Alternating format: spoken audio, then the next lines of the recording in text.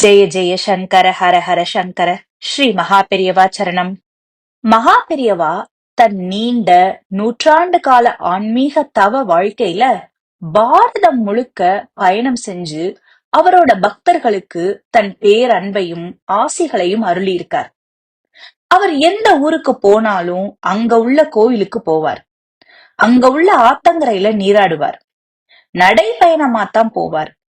இப்படி செஞ்சு உடல் பலம், மனபலம், ஆன்மீக பலம் மூணும் ஒருத்தருக்கு தேவைன்னு ஒரு எடுத்துக்காட்டா வாழ்ந்து காட்டியிருக்கார்.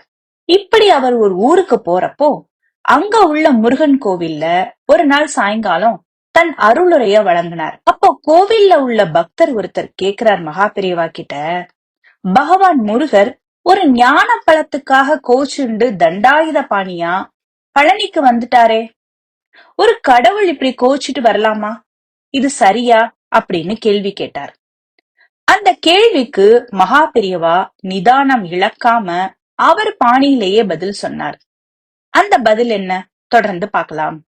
முருகப்பெருமான் தன் அப்பாவான சாட்சாத் சிவபெருமானுக்கே ஓம்ங்கிற பிரணவ மந்திரத்துக்கு அர்த்தம் சொன்னவர். அப்படி இருக்கும்போது ஒரு ஞான பழத்துக்காக இப்படி சண்டை போடுறது ஏன்? இந்த கேள்வி எனக்கும் வந்ததுண்டு.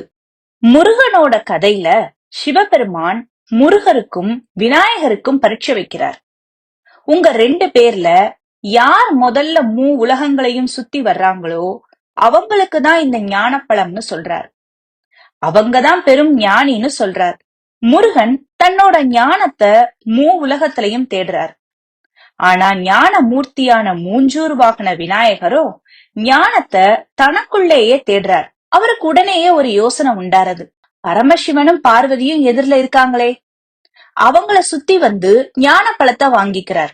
இதுதான் அத்வைதம், தனக்குள்ளேயே ஞானம் தேடுறது.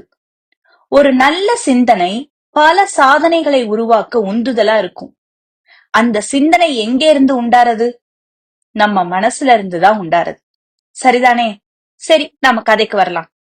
முருகப்பெருமான் உலகத்தையும் சுத்தி வந்து ஞானப்பழம் நமக்குதான் கிடைக்கும்ங்கிற எண்ணத்தோட சிவபெருமான் முன்னாடி வந்து நிக்கிறார். ஆனா பழம் விநாயகருக்கு கொடுத்தத பார்த்து ஒரு நிமிஷம் அப்படியே ஆடி போயிட்டார்.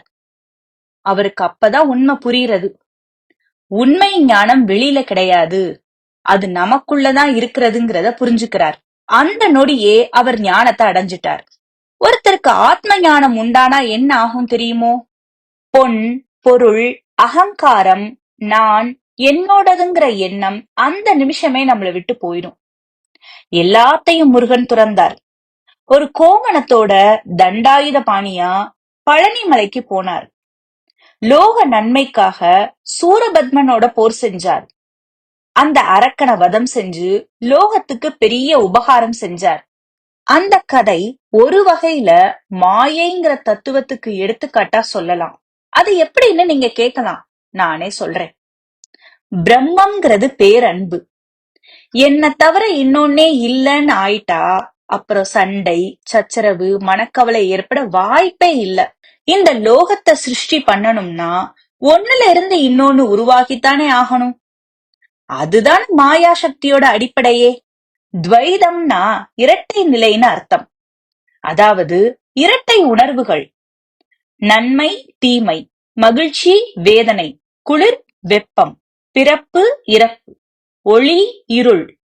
இப்படிப்பட்ட இரட்டை நிலைக்கு போயிட்டு அதையெல்லாம் அனுபவிச்சு பார்க்கணும். அந்த இரட்டைகளை எல்லாம் அனுபவிச்சுட்டு சலிச்சு போய் மறுபடியும் இந்த அத்வைத நிலைக்கு வருவோம். மூலாதாரம், சுவாதிஷ்டானம், மணிப்பூரகம், அநாகதம், விஷுப்தி, ஆக்ஞா, சகஸ்ரா அப்படின்னு 7 சக்கரங்கள் இருக்கு. இந்த குண்டலினி சக்தி எந்த சக்கரத்துல இருக்கிறதோ அந்த மனிதனோட செயல்பாடுகள், நடவடிக்கைகள் எல்லாம் வேற வேறையா இருக்கும். இந்த மாயையில எப்போ நாம சிக்கிக்கிறோமோ அப்போ நமக்கு 3 விதமான அவஸ்தைகள் உண்டாகும். அது என்னன்னா ஜாக்ரத், ஸ்வப்னம், சுஷுப்தி. ஜாக்ரத்ங்கிறது விழிப்பு நிலை. விழிப்பு நிலையில நமக்கு உண்டார சுக துக்கங்கள். ஸ்வப்னம்ங்கிறது கனவு நிலை. சுஷுப்திங்கிறது தூக்கத்துல கனவே இல்லாத நிலை. அந்த நிலையில நாம எந்த எண்ணமும் இல்லாம சுகமா இருப்போம். அது இறைவன் நமக்கு காட்டுற கருணை. இந்த நிலைதான் சாஸ்வதம். இந்த நிலையில இருந்து என்னையே வந்து அடைஞ்சிருன்னு நமக்கு இறைவன் காட்டும் வழி. இந்த மாயா உலகத்துல உண்டார எல்லா அவஸ்தையும் தற்காலிகமானதுதான். சுகமும் ஒரு அவஸ்தைதான், சோகமும் ஒரு அவஸ்தைதான், இல்லையா? இந்த 3 அவஸ்தையையும் கடந்து எப்பவும் இறை சிந்தனையோட நாம இருக்கிறதுக்கு தான் இந்த பூஜை புனஸ்காரம் எல்லாம். மனசு ஒருநிலை அடைஞ்சிட்டா அப்புறம் எல்லாமே ஜெயம்தான்.